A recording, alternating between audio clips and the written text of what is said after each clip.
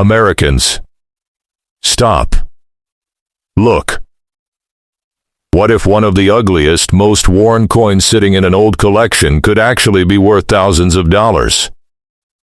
These buffalo nickels have survived decades of circulation, scratches, fading, and heavy wear. But sometimes the damage doesn't tell the whole story. One tiny detail, one important variety, or one surprisingly strong surviving feature can completely change what collectors are willing to pay. So before you throw an old buffalo nickel into a jar of ordinary change, look closely, because one of these coins could be hiding a value that most people would never expect. Let's start with the oldest and potentially most exciting coin in this group. This is a 1913 buffalo nickel, and immediately, its age makes it something collectors want to investigate carefully.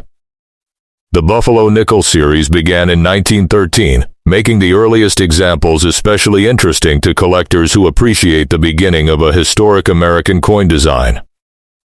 On the obverse, you have the famous Native American portrait, while the reverse features the powerful American bison that gave this coin its nickname.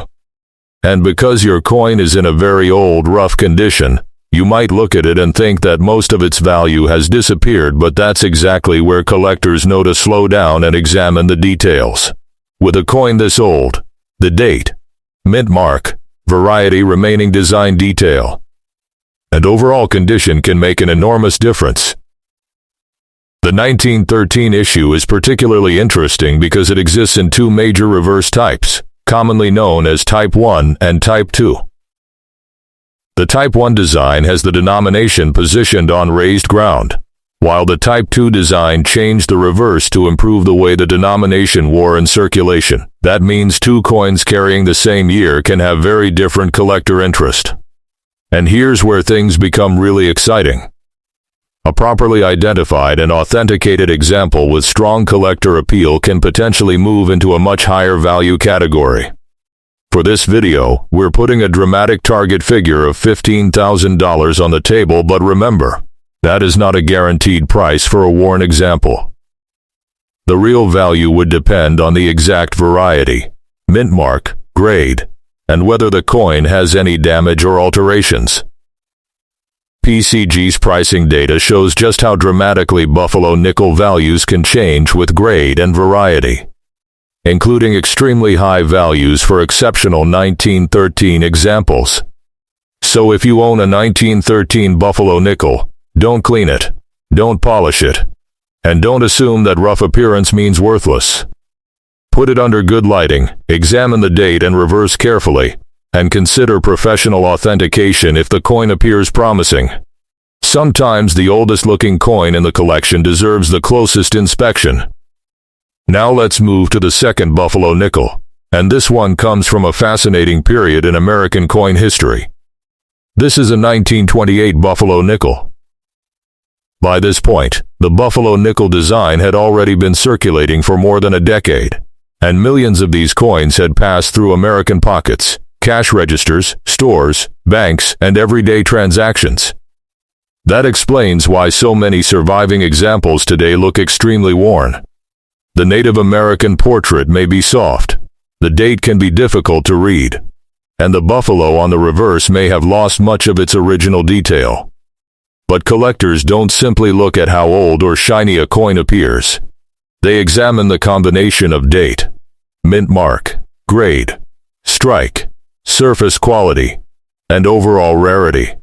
On this particular issue, the mint mark can become very important because Philadelphia, Denver, and San Francisco pieces can have significantly different collector values. A small letter beneath the buffalo can therefore change the story of the coin. That's one of the reasons you should never look at an old buffalo nickel and say, it's only worth 5 cents. The face value is 5 cents, but the collectible value can be completely different. Current PCG's data shows the regular 1928 buffalo nickel starting at relatively modest levels in heavily worn grades, while higher grade examples can climb into the thousands, and the Denver and San Francisco issues can reach substantially higher levels in exceptional grades. For our video, we're highlighting a potential target figure of $7,000 for a particularly desirable example with the right combination of condition, variety, and collector demand. Again, this should not be interpreted as saying every worn 1928 Buffalo nickel is worth $7,000. Your exact coin would need to be evaluated individually. Look carefully around the reverse below the Buffalo for a possible mint mark. Inspect the date without damaging the surface, and pay attention to unusual details. Never clean the coin to make it look newer. Collectors generally prefer original surfaces, and cleaning can seriously hurt a coin's desirability. A rough old Buffalo nickel may look ordinary at first glance, but the right details can turn an everyday-looking piece into a fascinating collectible. And now we reach the third coin in this collection, a 1935 Buffalo nickel. At first glance, this one may seem less exciting because it was struck later in the Buffalo nickel era, but don't make the mistake of judging a collectible only by its age. By the mid-1930s, the Buffalo nickel had already become a familiar part of American daily life, and enormous numbers of these coins experienced heavy circulation. That's why finding one today with strong original details can be much more interesting than you might expect. The first thing I would check is the date. On heavily worn Buffalo nickels, the date can disappear surprisingly quickly, making clearly readable examples more desirable. Next, look at the reverse and check beneath the Buffalo for a mint mark. A Philadelphia coin has no mint mark, while Denver and San Francisco pieces carry their respective mint identifiers. Then examine the Buffalo's horn, the lettering, the ground line, and the overall surface. These details help collectors and graders determine how much original design remains. There is also another reason the 1935 issue deserves attention. PCGs lists a major 1935 double-die reverse variety, which can command dramatically higher prices than a normal example when properly attributed. Current PCG's data shows the regular 1935 issue ranging from relatively low values in heavily worn grades to much higher amounts in exceptional condition, while the double-die variety is a completely different story. So for this video, we're using a potential target figure of $5,000 for a particularly desirable example, but that number depends on the exact coin, variety, condition, and authentication. If your 1935 Buffalo nickel is rough and worn, don't immediately assume it's worthless. Instead, inspect it carefully under magnification. Look for unusual doubling, strong surviving details, a desirable mint mark, and original surfaces. And most importantly, don't clean it. The rough appearance may actually be part of the coin's history, and removing the original surface can make a collectible coin less desirable. The lesson from this third coin is simple. Sometimes rarity isn't obvious from a quick glance. You have to know exactly what you're looking at. Ending about 20-30 seconds, so there you have three old Buffalo nickels, each carrying more history than their 5-cent face value suggests. The first has a dramatic potential target of $15,000. The second reaches our highlighted target of $7,000.